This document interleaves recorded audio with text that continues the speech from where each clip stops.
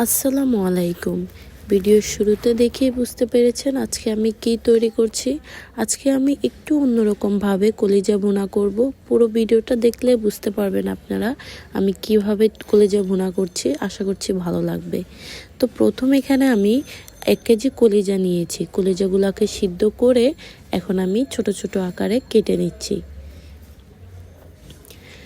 তো কলিজাগুলা আমার কাটা হয়ে গেছে। এখন আমি রান্না করব। তো এখানে আমি কিছু আস্ত মশলা নিয়েছি, তেজপাতা, বড় এলাচ, দারুচিনি, লং, ছোট এলাচ। এখন সবগুলো তেলের সাথে ভালোভাবে মিশিয়ে নিচ্ছি। এখন আমি দিয়ে দিচ্ছি পেঁয়াজ কুচি। পেঁয়াজটা ভালো করে তেলের সাথে ভেজে নিচ্ছি।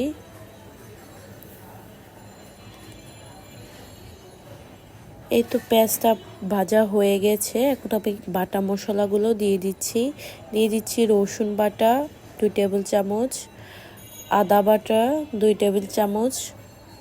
আবার সবগুলো মশলা একটু ভেজে নিচ্ছি। এখন আমি দিয়ে দিব গুঁড়া মশলাগুলো।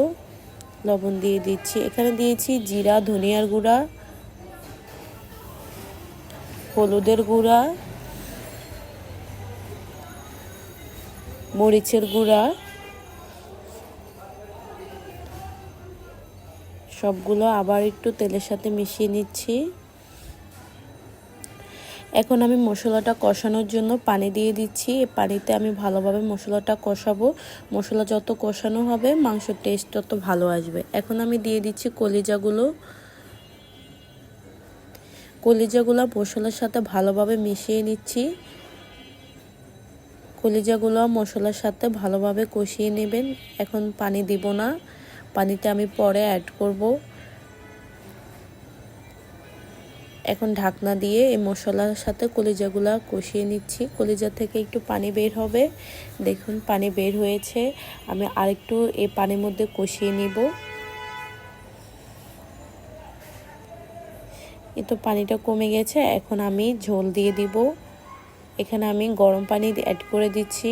এই গরম পানিতে আমি কলিজাটা ভালোভাবে সিদ্ধ করে নেব। সিদ্ধ হয়ে আসছে। আর এখন একটু কাঁচামরিচ দিয়ে দিচ্ছি। এখন দিচ্ছি ভাগার। এখানেই হচ্ছে ডিফারেন্স। এখানে আমি মেথি আর পেঁয়াজ দিয়ে ভাগার দিচ্ছি, যেটা দিলে টেস্টটা পুরাই চেঞ্জ করে ফেলবে। একবার হলেও আপনারা ট্রাই করবেন। তো আমরা এই ভাগারটা দিয়ে আমি 5 মিনিট ঢাকনা দিয়ে রান্না করে নিব। ঢাকনাটা উঠাবো না। তারপর 5 মিনিট হয়ে গেছে। এখন আমি দিয়ে দিচ্ছি গরম মশলা আর এখানে ভাজা জিরার গুঁড়া। এটা দিয়ে আরও 5 মিনিটের মতো রান্না করে নিয়েছি।